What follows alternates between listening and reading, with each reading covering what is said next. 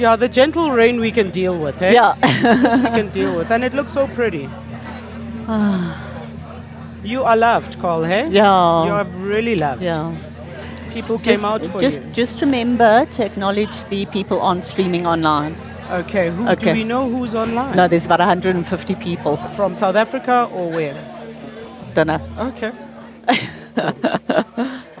I think some of the guys from up in Africa would have as Okay. well. Yeah. So acknowledge the people online. Malcolm said he's going to start by saying a few words. Yes. Yeah. Cole, remember, I'm going to say the why, and then I'm going to make my comments on the book, and Hello, then I'm going to hand over hello. to you to tell your Everybody story. hear me? Then we go back to the book Okay. again. That's fine. Everybody, welcome to the Larsen residence. For those of you who are here for the first time, welcome. For those of you who are here and you've been here before, we've obviously forgiven you. Welcome to the launch of Colleen's book, Gender Matters. A long time in the making, but she's finally made it. In actual fact, I say the launch. It was going to be the launch, and now it is the first launch because we're doing a launch in Cape Town now, sometime in June. So see, she's already getting around.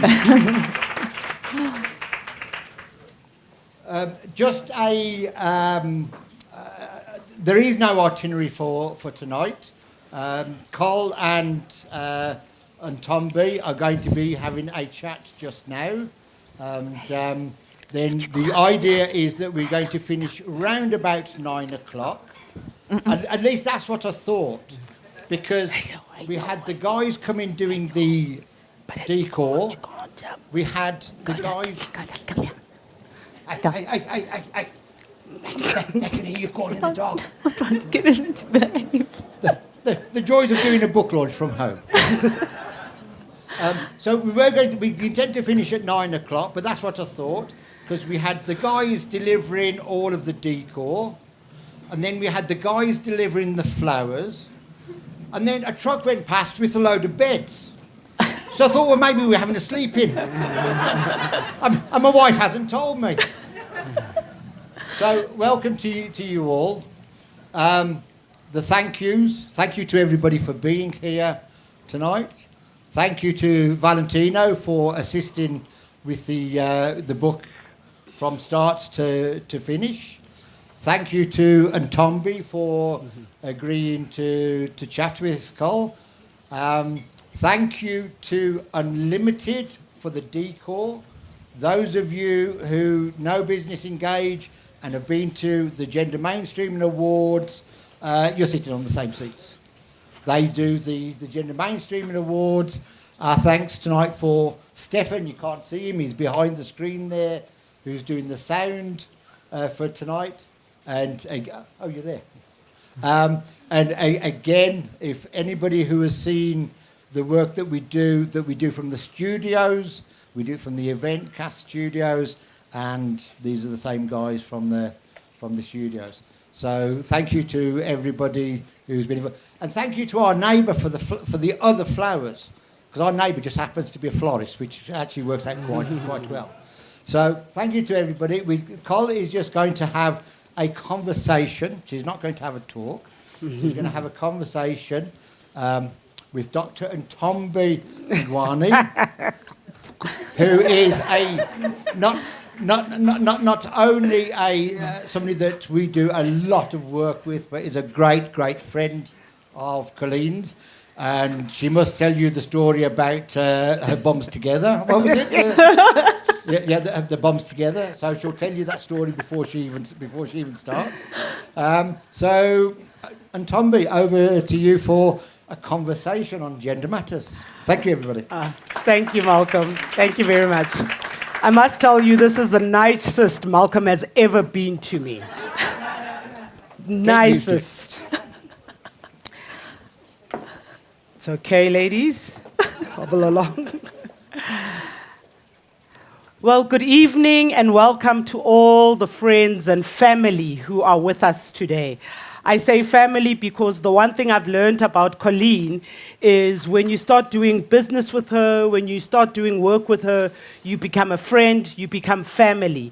And let's not lie, when you invite people into your home, they are family. So thank you all for joining us tonight. I am especially honored to have been asked by Colleen to actually lead this conversation with her as well. As Malcolm has said, I am Dr. Ntombi Mangwani. And Colleen said, you've got to explain why you're here. So let me tell you why I was chosen and why you were not chosen. So honestly, I am a proud and very brave, confident, outspoken Dr. Auntie Babes to about 10 nephews and nieces. If there's anything I make sure my nephews and nieces know about me, is the power that women have to change the world. And what you need to understand is I don't have the conversation with just the girls in the family. I have the conversations with my nephews and my nieces. I believe I have a responsibility, given the position I am in, to educate them on how to use their voice, understand their power, work the corporate system, and also understand how they climb the ladder. Colleen calls it the slippery ladder. And it is indeed a slippery ladder. I am also a very passionate advocate for women. I believe my purpose, and that I live every day, is that I am here in this world to lift as I rise. I've been given many opportunities, I've been exposed, I've been given coaching, I've met people who've believed in me, who've sponsored me, who've mentored me, and it is now my turn to give back. And I give back all the way from grassroots level all the way up to corporate. I'm one of those executives who's not worried if you have my mobile number. I don't mind if you call me. I don't mind if you knock on my door. I literally live and believe in an open door policy, particularly for women, because I believe they need to be able to have access to role models who can listen to them, who can guide them, who can coach them. Because often when they see people at the top and executives at the top, the assumption is it was an easy way to the top. You must have been born with a silver spoon in your mouth, which is not necessarily the case.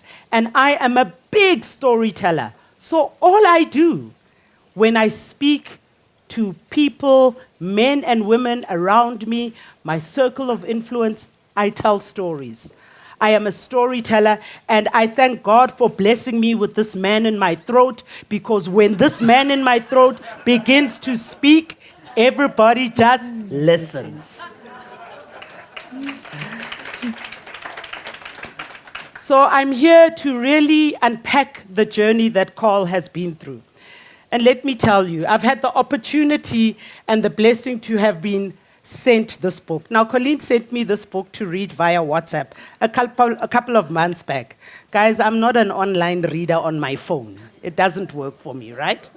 So I went and I had the book printed, and I was like, oh my God, didn't know it was this big. So I had the opportunity to read it. I hope I don't get emotional about telling you my views about it. First of all, you need to know that I am a speaker that goes and travels to many organizations and corporates talking about gender, inclusion, diversity, equity, women, the business case for us getting to equal. I do that all the time. And I also do it for free because I believe that's my purpose. One of the things I need to do when I present is I do research around what are the stats for equality, what is happening in South Africa, what's happening around the world, what are the trends we are seeing, what do women need to be doing to make sure they are moving up the ladder, etc. And this book, ladies and gentlemen, has become my latest and newest encyclopedia. This is what this book does. This book has gone into detail around where we are at with equality. When did it start? The history, the Burn Your Bra movement in Beijing. It looks at the inquiries, the forums, the investigations conducted in Europe, UK, South Africa. It looks at the law, it looks at the policy. If you're looking for the latest gender stats because you're still quoting 2012, you need to use this book. But what also moved me about this book is, and I said to Colleen, I need to decide if I give my nephews and nieces this book now or later. Because not only is it relevant for people who are in the working environment, but if you are trying to build a generation of young girls and women who understand their role, you need to give them this book. It is never too late for us to start changing behaviors from a young age, and also allowing them to go into university and also from university into the corporate world, understanding the rules. Many of us have gone into corporates and we've figured it out. We've made mistakes, we've fallen there, we've cried, we've resigned in a half saying, they don't appreciate me. You need to prepare our young girls and boys, and this book will get those behaviors in check. So I, like I said, was the lucky one, as you can see. I'm very passionate about this book and what it does. And as you can see, my buddy is as well. So I'd like to maybe now hand over to Colleen, because there are a few of us who know Colleen, but you may not know her story. But before I allow Colleen to speak, I'm going to, like Malcolm said, talk about how we met. And actually how we met is at our Pilates studio. Claire, Claire's wave fault. your hand. Wave your hand. Everybody, this is Claire, and Claire is somebody Colleen and I love very deeply. Colleen runs a Pilates studio in Claire. Lone Hill. Claire. Claire. I Yes, don't. Claire. Claire runs a Pilates studio in Lone Hill. And for those of you who have started to experience the 40-plus crackle of the bones and the knees, Claire will sort you out.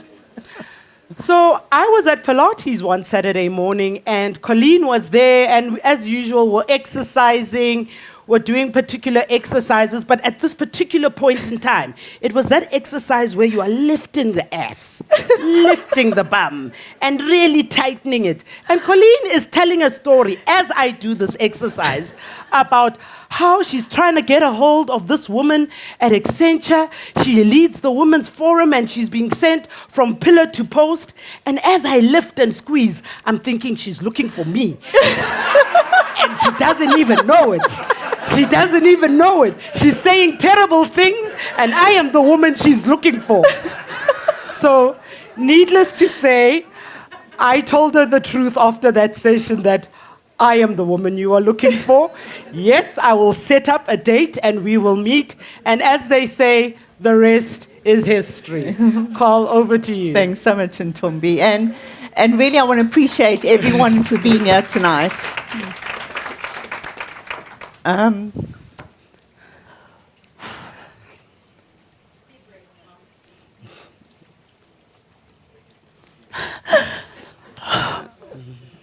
Okay, let me get myself together. So, my story. So when I was growing up, I think, especially younger kids, as Ntombi says, we should actually start when we are really young. When I was growing up, I didn't know anything about purpose, your passion, following your passion, leading a fulfilled life or anything like that. All I knew was you finish your studies, you get a job, and you make money. That was what I was brought up to believe. So I went through quite a bit of a career. I started off in teaching, and from teaching went to into secretarial work, and then until I actually went for an interview one day, and they said, "Can you type?" And I said, "No, I can't. I can't even switch the computer on." And got out of secretarial into marketing, sales marketing, and then eventually ended up in the financial services industry. In 2005, I woke up thinking one of the key aspects why women, and especially women entrepreneurs, fail is the lack of financial literacy and the lack of access to finance. With my background in financial services, I woke up thinking, why are you not doing something about it? And I started what I thought was going to be my hobby. And I started these groups of women coming together to do financial literacy training. And I was doing this while I was growing my financial services career. The universe obviously had some other thing in mind for me, because in 2011, government published the Women Empowerment and Gender Equality Bill. And I was asked to represent Business Unity South Africa, which, for those of you that don't know, it's an employer organization. And I was asked to represent them at NEDLAC as one of the negotiators. I realized then that with my full background in the corporate environment, that corporates would not do gender unless it made business sense to them. No matter how much we think they do it because it's the right thing to do, or they will come along for the ride, unless you can actually show them what's in it for them in the bottom line, they're not going to come along for the journey. I then had this quandary: grow my financial services career or do this? Grow my financial services career. And well, I decided to do Business Engage full-time. And the whole thing was this inspiration to drive gender mainstreaming in corporates across Africa.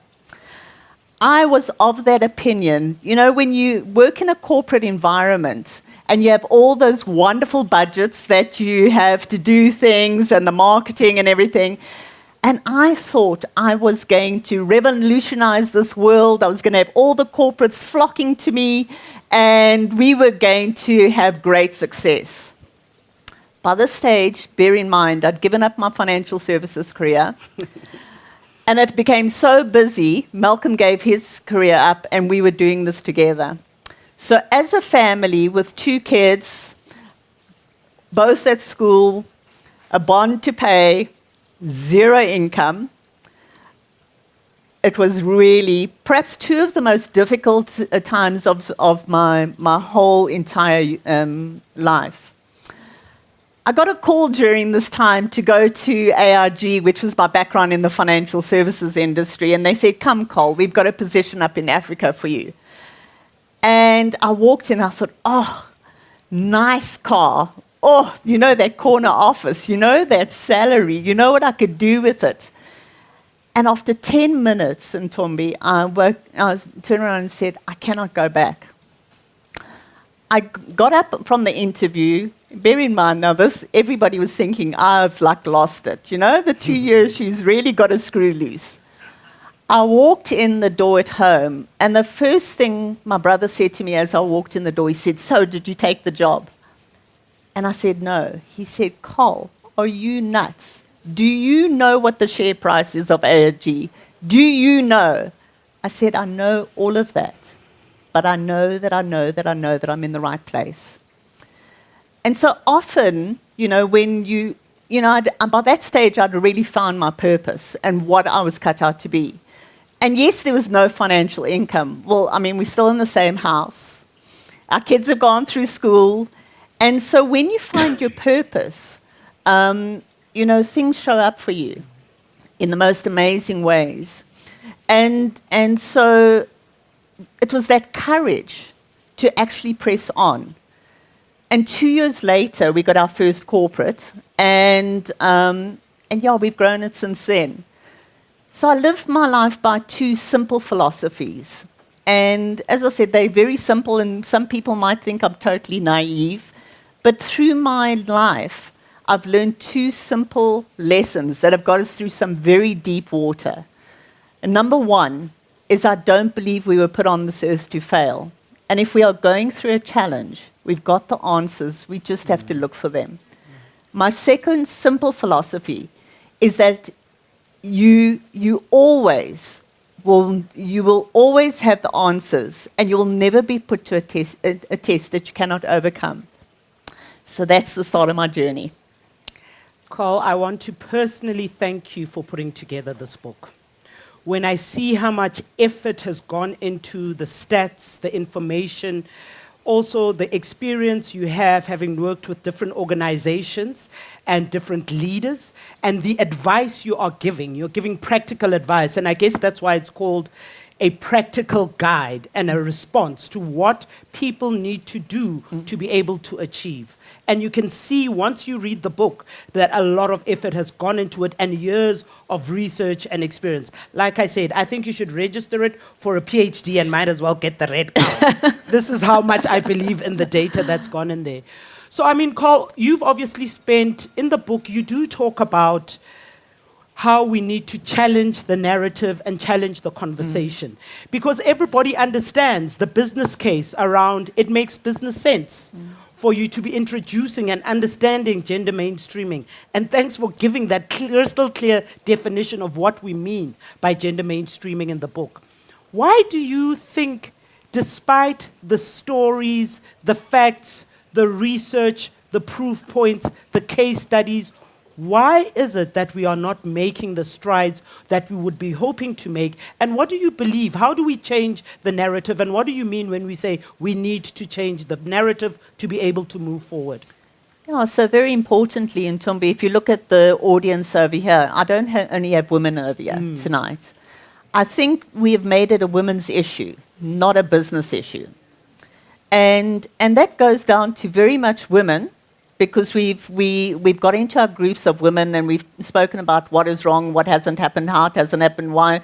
And we constantly do that. And then we walk into the work environments and we think, well, the men will just understand what we are talking about, number one. Number two, I think, you know, especially in terms of the stories we put out in terms of what women are achieving.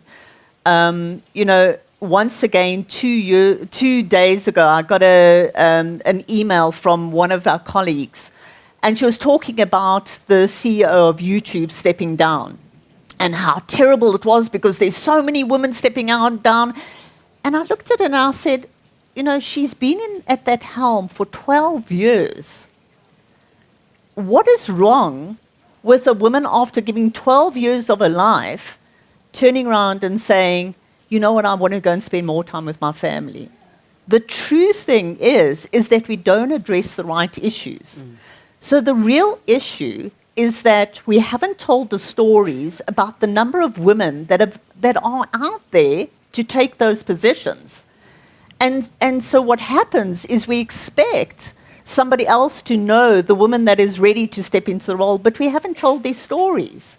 So it's no wonder that when you go into a corporate and you say, you should really be looking at women for these positions, that they turn around and say, well, women aren't available.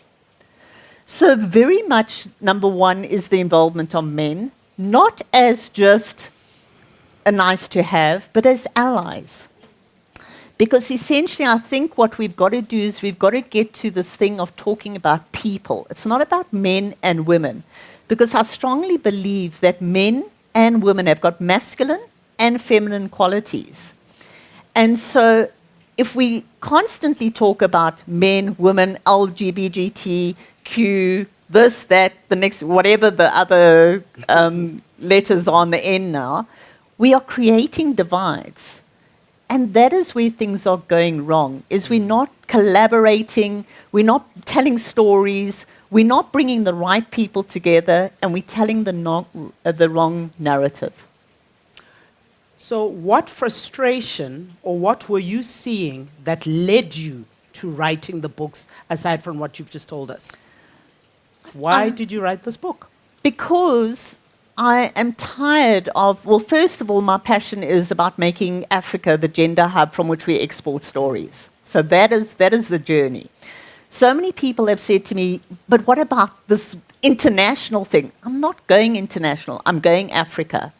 Because I'm so tired of when we talk about success, we talk about what's happened in the UK or United States. We don't talk about the African continent and what success we are having on the African continent. So for me, that is my passion, is to showcase Africa. And you will actually see in the book, I quote a number of senior leaders from Africa.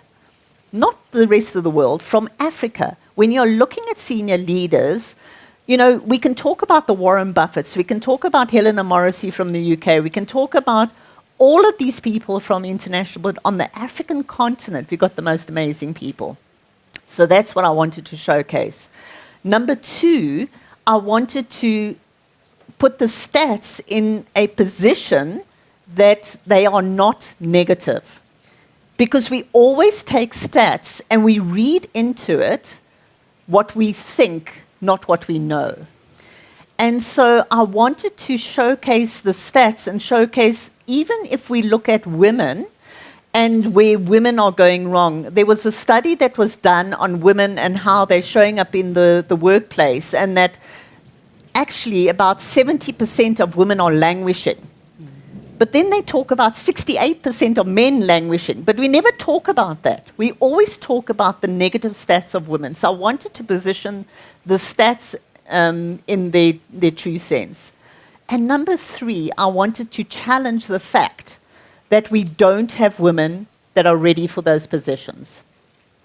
Because essentially, there are so many women, and if we just actually take younger women as well, and we build this pipeline of mentors, role models throughout the ladder, we will have the success we are looking for. My last point was, I look at the World Economic Forum, and they are now talking about 135 years to get to parity. I won't be here in 135 years. I don't know who else is going to be here. So it might not be in my time, but I want to make change in my time, even if it's for the next generation or the generations to come. And if I can impart the knowledge from umpteen dozen role models who I've cited in the book, and tips and tools and things that they use, and to actually showcase those stories, we can make a difference. And as I said, we can cut that period short. But I'm so tired of all the negative, I wanted to show the positive of where we're going. Thank you, Carl. I think we can give a round of applause for this. Absolutely. Now, Carl, I love you painting the picture of why you wrote the book, the importance of including men in the conversation. But there's a chapter wherein you say you love quotas, but they don't exactly work. So what are you saying about quotas, and what's your position? And there are beautiful case studies that you speak about in Norway, in Iceland, Ireland. So just tell us what your position is on quotas. Yeah. So, I mean, Viviane Reddy, the EU commissioner, she said that she hates quotas, but she loves what they do. And that's the premise from where we can start. So I don't know if Police was here. I haven't seen Police come in from the JSC, but Palmy is here from the IOD. The reality is that you need regulation or legislation to start the conversation. But companies will not go any further than what they have to if they are just living up to legislation or regulations. So that is why you will find in 2003, it was the first time that Norway's government got involved in setting quotas, and they set a 40% quota. And the reality was that if you did not adhere to 40% women on boards, you could get deregistered. If you look at Norway, they haven't gone past the 40%. And that's the problem, is if you're just doing it because the quotas or targets, you're doing it for the wrong reason. You're not doing it because it's part of the DNA of the organization. And it means that for you, it makes business sense. You're doing it because you're ticking the box. And that's why I'm saying it's not that I hate quotas, but you cannot do quotas without that DNA being sorted out as well. Absolutely. And I think a story that maybe unpacks it is when you talk about, when you connect the dots around quotas, connect the dots around the role men can bring, and also the power of women, and how that inclusion and diversity comes together to benefit the organization. And you had a beautiful case study on, is it IKEA? IKEA, yes, I love that case study. So everybody knows IKEA, the furniture brand. So they were established, I think, in 1943, 1945. And so very, very successful brand where men had got into the point where they were packaged, and so you would order online, you would get your package, it would give you instructions, and everything was fantastic. They were one of the biggest brands in furniture. in 1985, women started becoming part of IKEA in their board. And they started saying, you know, most of our target audience are women buying this furniture. And women don't want to get the packaged goods and get the husband to unpack it to find out that it's not quite what they were looking for. And so they said, why don't we start some stores where we can actually position the furniture, allow the mothers to come in and the women to come in to feel and touch and see and whatnot. And they said, well, okay, well, let's try it. That was an example of men and women creating the most phenomenal brand. Because it took, men had started it, but it took the women together with the men to come up with a brand that is so successful today. And my guess is if the men had have left it, they perhaps would have dwindled out a little bit. But because the women had their say and they gave the input, it's one of the biggest brands. Carl, you went as far as saying that women have fears. I'm sure a lot of the ladies sitting here would not believe you if they say they have fears. What have you seen in your work, in what you do as Business Engage? What are these fears you're talking about? And how are you seriously suggesting that things around sponsorship, mentorship, coaching, the 3 ships, the 3 C's? Colleen talks about 3 C's and the 3 ships. And the 3 C's are competition, collaboration, and competition. And you added a 4th one, which was competence. Yeah. And then you also talk about the 3 ships, which is mentorship, sponsorship, relationships. And relationships as well. Let's talk about these fears and how you believe the 3 C's and the 3 ships would possibly address that. Are they addressing that? Yeah, very much so. You know, I talk in the book about accepted barriers, and those are the most difficult barriers to get rid of in terms of women development, because it's things that perhaps the woman hasn't even experienced, but others have, and others relay the story. And so the women coming through generations have not really experienced it, but they believe it. And it's become ingrained in that. And if a senior woman says, I've experienced A, B, and C, well, it must be right. It's not, well, I'm bringing my skills, my journey, what I bring to the party, my character, whatever experience I've been through. It's, well, she said it, so it must be there. So I think that is definitely one of the biggest barriers to women. I think also the fact that because of those accepted barriers, it makes us show up in a way that we think that it's our lot. So we must just take what gets given to us. And I was in Malawi, and I always tell the story because it really hits home, you know, what women have done over many, many years. And I don't say there aren't issues. There are definitely issues. All I'm saying is that we've made it a male-female issue. And if we actually take away the fact that it's male, female, and we show up as people, you will find as many men that are there to get women down, there's as many men that are there to support. And as many women that are there to support others, there's as many women at the top that don't want you to get there. So it's about people and how you've shown up. And so I was in Malawi, and we were talking about networking, and the ladies were saying, you know, I can't go network. I've got to go home. I've got to go and cook. I've got to go and clean. I've got to go and look after the kids. I've got to go and look after. And I said, have you ever gone home to your husband and spouse and said to them, I'm going to a networking event tonight. The kids would love you to take them to McDonald's. Oh, we wouldn't do that. I said, why? They said, because he'd say no. I said, how do you know? You haven't even asked. And then also, I was in an audience one day, and a lady turned around and said, we must get more women involved because they've got the EQ. And I'm saying, what are you saying? Men don't have EQ. And that's the problem, is we listen to the wrong narrative. And so for me, in terms of doing the 3 C's, is first of all, is men and women don't have different objectives. It's just how we get there that's a little bit different. But we've both got objectives to make business effective.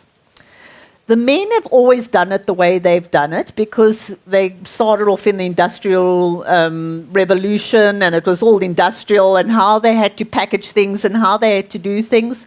They learned how to do certain things. Women show up as collaborators. We want to make sure that everybody's, involved and everybody's included in that. But at the end of the day, we still get to the same point of where we get to when we bring men and women together. Understanding that you cannot do it on your own allows you to bring together a team, a collaborative team that allows you to be seen as very, very effective, that you are not showing up just as yourself. You're showing up with a team that makes you really powerful. And as long as you can delegate your team and you can communicate effectively, they're going to be there for you, whether it's a group of women, whether it's a group of men, whatever your team is. And I must mention what we normally talk about is the boys' club. I say to women, that's another thing that is totally wrong in terms of the way we look at things. If I'm a male that knows that the group that I've brought together effectively in the past has been a group of men because all they know is the men that have always supported them, I'm going to bring together a group of men.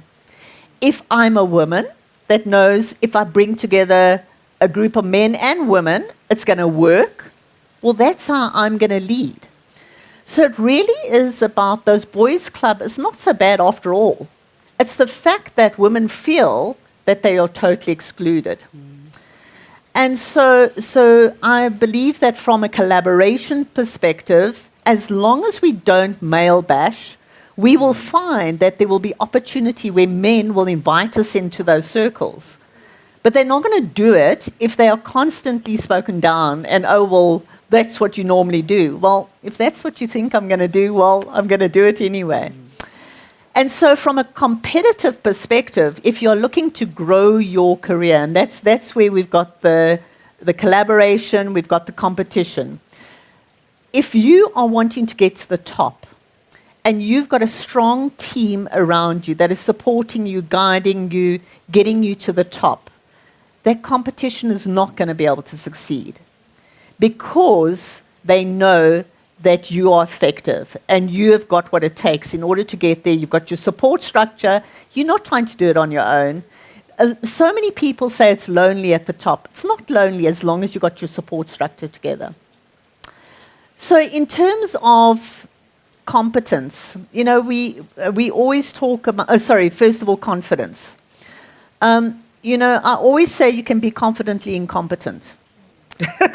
So confidence, we always in our structures talk about confidence. And really, if you're not confident, then don't even think about growing your career.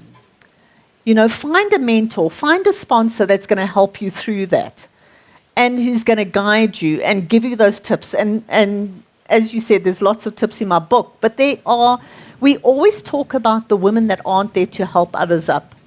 There are umpteen thousand women who are there to support others that are growing the career. It takes picking up the phone and saying, guys, I'm really struggling. Will you give me help?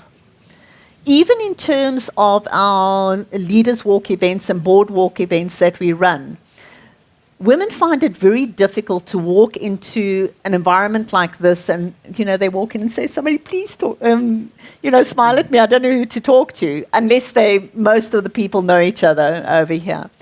But in our leaders walks and boardwalks, that's why we invite them, because in your smaller groups, you become confident to go up and talk to somebody else, and it builds that confidence.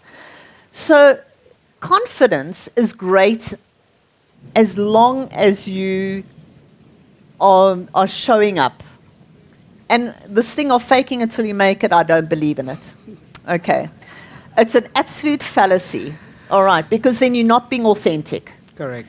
Okay, so you can only be confident if you're authentic in yourself. And when you speak, you must speak from that thing of, I'm speaking because I know what I want, I know where I'm going to, and I've got what it takes to get to the top. They always talk about, so for instance, if you're going for a CEO position and you assume that role, don't assume it. You are the CEO. Yes. Be the CEO.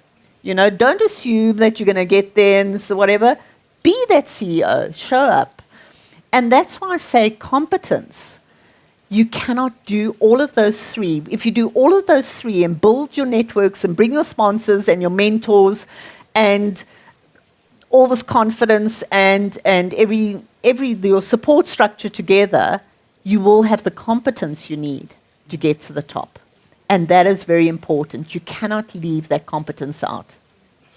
And Cole, the one thing I want to echo that you've mentioned in a roundabout way is when you are starting this journey to change the current status quo, it's not going to be easy.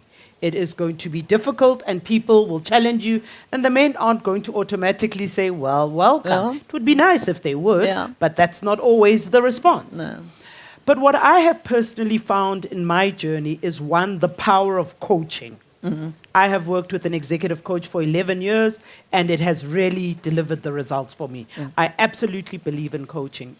But what I've also found is some very painful and unpleasant experiences in corporates, which came as a result of other women, accusations, unnecessary drama, etc. And often when you're going through these painful experiences, you're like, why are women doing this to each other? But actually, when I look back, I'm so grateful for every single painful experience because so much good came out of it. The fact that you had to build relationships, the fact that you had to actually stand up, be a brand for people to understand why things are happening the way they are as well. So I absolutely agree and understood and could resonate with all of the tips in your book. But we have some people who are in it for the money. And you have a chapter, I think it's a chapter Stuck towards on the money. the end that says you're stuck on the money. So when I got to this chapter, I was like, what is Colleen saying? People are doing it for the money, and you're right. When you do it for the money, it doesn't last very long. Because people can tell you can't do the job, and you're in it for the money. So what was your thinking when you were talking about stuck on the money? Well, and Tommy, there's nothing wrong with reaching for the stars and for reaching for extra money and to better your families and all the rest of it. The problem is when you do it just because of that, just because of the money. And, often I hear women turn around saying, well, if only I was the CEO, or if only I was the CEO, or if only I was that person or whatever. And they actually, when that position presents itself, they go for it just because of the money. It's not what they want. It's not what they're working on. It's not their vision. It's not getting them to their purpose. It's not what they're aiming for. It's not where they're meant to be. It's not where they've got the skills. They are just taking it because it means a pay rise. It doesn't bode well for your time span in that environment. What women also need to be very careful of is often we are given an opportunity when there are major hassles in a corporate. And everything is falling apart at the seams, and you get called in to come and fix up, just to be the scapegoat. And you're given this major packet, but essentially then you don't do women justice because you're thrown out. I think we saw that at Deloitte when they got into the poo and then they put in a female CEO. Yeah. But I want to, and I actually had this quote because I think, the problem is that we always tell the stories of when women have not succeeded. So Brooke Moxiniak, they gave 2 examples of women that were brought in to actually turn companies around. So if you look at Johanna, who became Iceland's first female prime minister and the world's first openly gay head of government and economic and political fallout from the global financial crisis, she later stabilized Iceland's economy in a relatively short period of time. So it doesn't mean to say that they get brought in and they don't do what they set out to achieve. The former Xerox CEO, Anne, is often deemed a glass cliff success story. She took over as CEO in 2001 as Xerox was on the verge of a Chapter 11 bankruptcy. And a year later, following an aggressive restructure, the company reported on an operating profit. Now, you can only do that if you've got what it takes. Competence.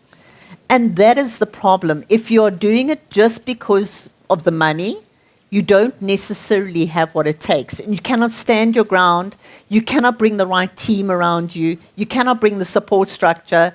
And so when the fat hits the fan, you take the fall because you don't have your support structure around you. Absolutely.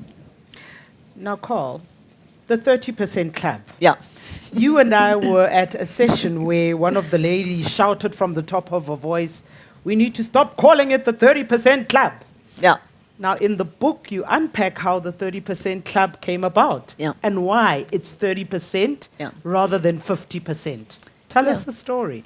Well, basically, the 30% is not a quota or a target that we're working towards. So I know even when we started it, one of the companies in South Africa turned around and said to us, "Why don't you call it the 50% club? We won't sign the agreement unless you call it the 50% club." The reality is it's got nothing to do with targets or quotas. It's got to do with research has proven that when a minority is able to affect the decisions of a majority, that is where you need the 30%, which is the tipping point. So as long as you've got 3 women in a group of 10, it's the level at which they can influence conversation. Hence, 30% club. Indeed. Now, Carl, we need to feed some people, but before we feed them again, you have fantastic tips in your book. And I want us to maybe conclude our conversation with you sharing maybe your 3 tips. And there are many. There are so many, guys. There are tips that are just, they can be read by people in school and university. It's a beautiful book. What are your 3 top tips that you would like to give everybody? And I mean, you've given us the beauty of the book, but what are the 3 top tips you'd like to talk about? So I quote Stephen Covey in my book, and in The Eighth Habit. And one of the things he talks about is to find our voice. Correct. No matter how small it is, and I think that is, he says we were given magnificent birth gifts, talents, capacities, privileges, intelligences, opportunities that would remain largely opened, except through our own decision and effort. Because of these gifts, the potential within an individual is tremendous, even infinite. We really have no idea what a person is capable of. This is indeed one of our barriers to success, keeping quiet, never letting the world know who we are and what we know and what we've accomplished. Find your voice. So absolutely, for me, that is absolutely critical. Number 2, I think, this whole thing of we've got the saying that we can multitask. As women, we can multitask. That just makes us super everything, which I don't know about you, I can't cope with it. And in order to grow our careers, we've got to remain so focused on where we're going and what we want to achieve. So for me, when we start talking about, we're superwoman, super wife, super whatever the case may be, and we can multitask, it really shows that we don't know really what we want to do. So that is the second thing. The third thing I think that is so critical is you cannot do it on your own. And so as you grow your career, find those role models, but find the role models, and I think, even in terms of most corporates have got mentorship programs. But the mentorship programs, I think, need to be, number 1, be structured, not as ad hoc as we normally do them. They've got to be structured. It's got to be done on personality, because often, you can only look up to somebody that you want to emulate. And so often we just put 2 people together because, she's a more senior person than this person, and it's not really what you're looking to achieve and where you're looking to go. So I think that needs to be taken into account. But role models and the right role models that we need to look for, not just the senior women. For me, that building of the role models at every every rung of the ladder is so important. Because essentially, as the junior women come in, they look at the most senior woman and say, will I ever get there? Or a They're number afraid of... to talk to them. Yeah. And so for me, that finding of mentors at every level and looking up to taking somebody junior, giving them one step up, that level, one step up, and building this ladder is so important. Carl, you were very emotional when we started this conversation. I think I understand it because I've had the blessing and the opportunity to read the book. But how was the journey of putting together the book? Tell us the story. And also, tell us what you want people to take away from this. Yeah. And the journey of you having come this far, having your own book, put together from experiences from so many leaders around the globe. In South Africa, you've learned so much. So how was the process of putting this together, and what do you want people to take away? Yeah. So Ntombi, I come from a family where my mom was always, whenever I was feeling down or I couldn't achieve something, my mom would say, oh, get yourself together. This isn't the way I brought you up. Sort yourself out. Let's get going. And that's what I want women to understand, is we can achieve it. Together with men, together with our support structure, we can achieve it. And to stop listening to the nonsense out there. Stop listening to I call it the mosquito out there. Take the book, use it as a workbook, look back on it, learn from it, share it, and just understand that there's so many people that are out there to help you along your journey. So for me, being emotional, it's been a 4-year journey, but for me it's a blessing to know that I've got so many people in the support. I mean, for my team from Business Engage, I've put a note in the beginning of the book. So first of all, to my mom, for her, just the insights and the encouragement and the counsel that my mom gave me throughout my journey, that for me was important. For my husband, that's been the most amazing support.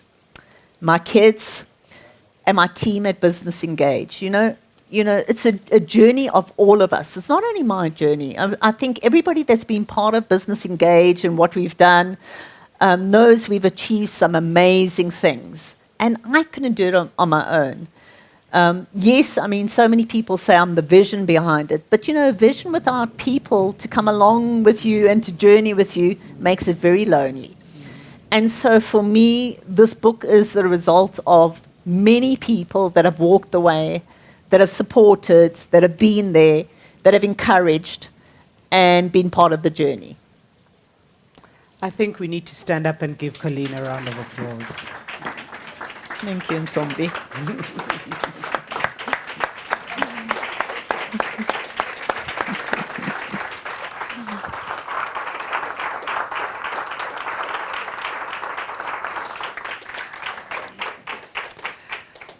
Okay, thank you. You can all sit down now.